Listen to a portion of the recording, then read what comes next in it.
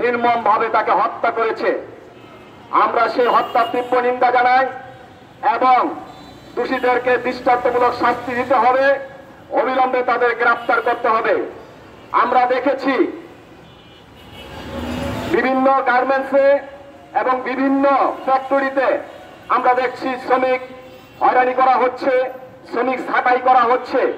আমরা এই সমস্ত ছাঁটাই নির্যাতনের বিরুদ্ধে এই সভা থেকে তীব্র নিন্দা জানাচ্ছি। আমরা বলেছি সরকারকে জাতীয় নিম্নতম মজুরি 30,000 টাকা ঘোষণা করতে হবে। এই যে 30,000 টাকার আন্দোলন, এটা আমাদের আজকের আন্দোলন নয়। আমরা সেই ফ্যাসিবাদী সরকারের সময়কালেও এই আন্দোলন করে আসছি। আমরা সরকারকে বলেছি বর্তমানে যে অবস্থা, দেশের যে অর্থনৈতিক অবস্থা, আমাদের শ্রমিক বর্তমান বাজার দরের সাথে সঙ্গতি রেখে সে জীবনযাপন করতে পারছে না।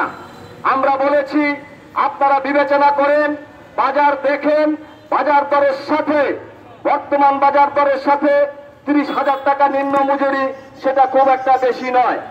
আমরা বলেছি যে আইএলও কনভেনশন অনুযায়ী সারা পৃথিবীতে আইএলও কনভেনশন সেটা মানে এবং আমরাও সেখানে চুক্তি স্বাক্ষর করেছি।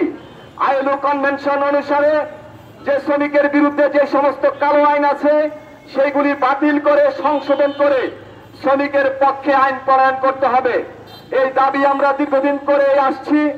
আমরা আশা করেছিলাম আজকে এই সরকারের কাছে হয়তো আমরা এই ফ্যাসিবাদী সরকারের পতন ঘটলে আমরা আমাদের জীবনযাত্রার মানটা একটু ভালো হবে, আমরা এটাই আশা করেছিলাম।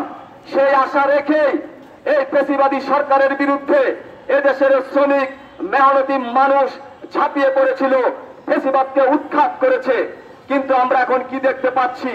সবচেয়ে বৈষম্যের শিকার হচ্ছে আমাদের এই শ্রমজীবী মানুষ।